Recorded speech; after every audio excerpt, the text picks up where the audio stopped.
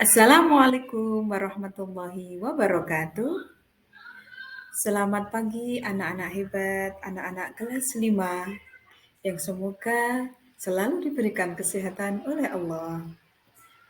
Anak-anak, sebelum hari ini kita memulai materi, mari kita berdoa terlebih dahulu dengan doa belajar.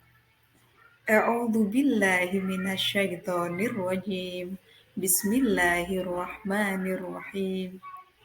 Raditu billahi rabba wa bil islami dina wa bi muhammadin nabiyya wa rasula rabbi zidni ilman nafi'ah warzuqni fahma waj'alni min ibadikas sholihin amin ya rabbal alamin.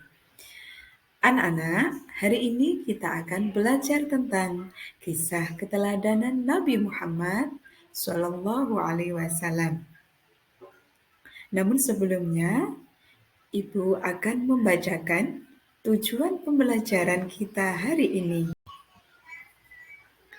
Yang pertama, dapat meyakini akan keteladanan Nabi Muhammad Shallallahu Alaihi Wasallam kaitannya dengan sifat jujur.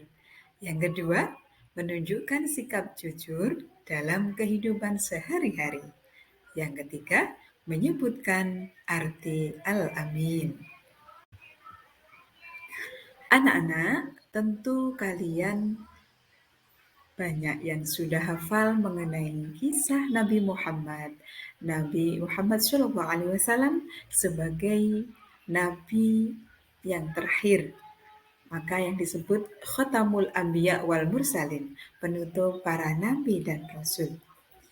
Nabi Muhammad SAW lahir pada tanggal 12 Rabiul Awal tahun Gajah. Sedari kecil beliau sudah yatim piatu. Ayah beliau bernama Abdullah dan ibunya adalah Siti Aminah. Karena terdidik dengan kondisi yang yatim piatu, maka Nabi Muhammad menjadi pribadi yang tangguh, menjadi pribadi yang mandiri dan tidak cengeng. Anak-anak, Nabi Muhammad SAW sejak kecil bersama pamannya menggembala kambing. Dan ketika usia remaja, beliau diajak oleh pamannya ke negara Syam untuk berdagang, membawa dagangan Siti Khadijah yang terkenal kaya raya dan disegani di negara Mekah. Nah, pada usia 35 tahun, ketika di negara Mekah sedang ada pembangunan Ka'bah, maka terjadi perselisihan di antara para pemimpin kabilah waktu itu. Mereka berselisih bahwa siapa yang akan meletakkan Hajar Aswad di Ka'bah. Maka mereka menunjuk Rasulullah SAW untuk meletakkan Hajar Aswad di Ka'bah. Nah, ketika itu Rasulullah memiliki ide, maka para pemimpin kabilah ini disuruh memegang di ujung-ujung selendang. Kemudian Hajar Aswad diletakkan di tengah.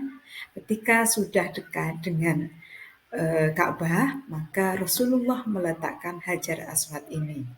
Dengan begitu, para pemimpin kabilah ini yang tadinya berselisih, mereka tidak jadi berselisih dan tidak menumpahkan darah karena akibat perselisihan pendapat itu.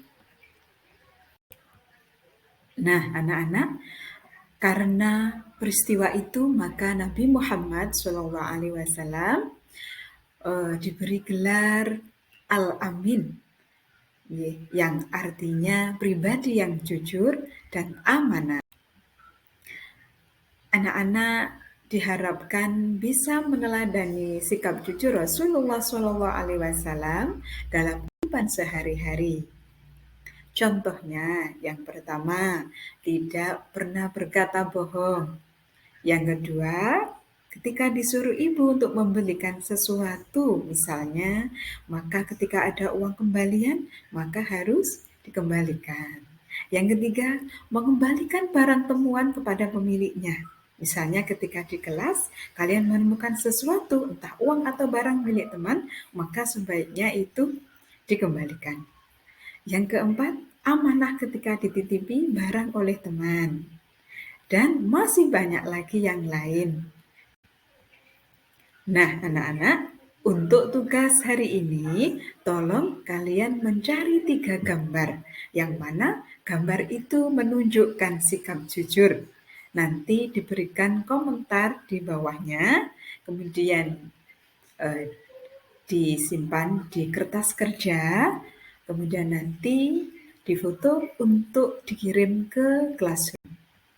Nah, anak-anak, untuk materi hari ini cukup sekian dan mohon maaf apabila ada kekurangan dan tetap menjadi pribadi yang jujur, pribadi yang disukai oleh Allah, Rasul-Nya, dan orang tua dan bermanfaat bagi orang lain.